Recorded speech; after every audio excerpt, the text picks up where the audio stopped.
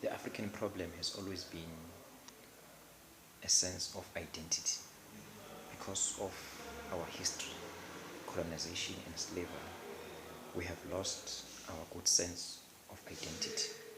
Now, the African problem is an identity crisis.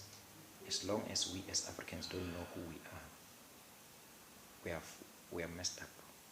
Nothing will work for us until we come to our senses and know exactly who we are, because that is a key to success.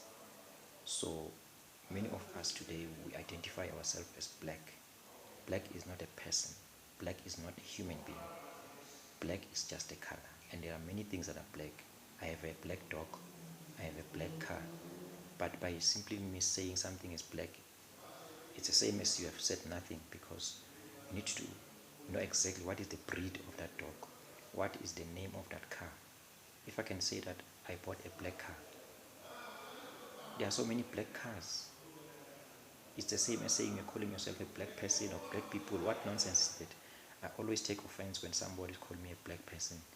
Not because I'm ashamed or I don't like the color of my skin. I'm happy, I love myself. There's nothing wrong with the color of my skin. But I'm not the color of my skin. There's a difference. I am not the color of my skin. I am a human being. So who am I? I am not black. So when you say I'm black, it is the very slave mentality, the superior mentality of reducing me to nothing. You are actually dehumanizing me. It's just like reducing me to a number. I'm nothing but black. So my hair is also black. My jacket is also black. There are so many black things. So black is not a human being. It's not a person. It does not have life. Does not have blood and veins and oxygen and lungs. So there's no human dignity in identifying yourself as black. So who am I?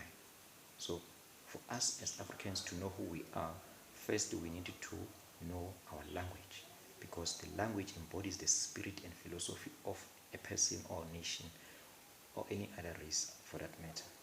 So it is important for us as Africans to solve our identity problem, because that is the crux.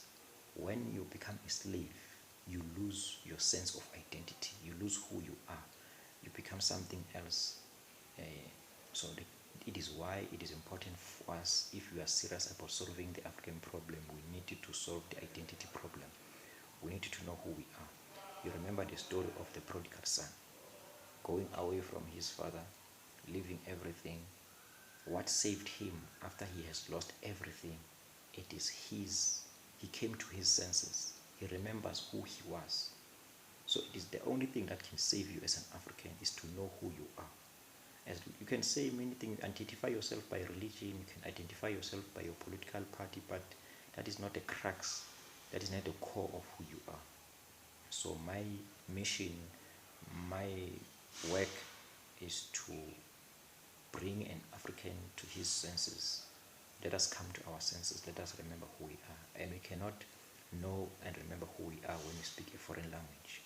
We need to first develop a culture of reading and speaking our own African languages, and not think that they are inferior in any way. Even in business, you must be able to operate business, run a business in your African language. You must be able to teach your child and be able to get a PhD, whatever higher level of education, in your own African language. Remember the children who died June 16, 1976, they didn't die for anything else but to be taught in their own African language. So language is a barrier in not only at school, but economically and spiritually, even in communicating with God. How can you communicate with God in a foreign language? How can you communicate with God on your ancestors in a foreign language? You are confused. You don't know what you're doing, So we need to first unlearn the spirit of foreign languages and learn our own African language. You must be able to think and dream in your own African language first, before you can even be able to connect to it with God.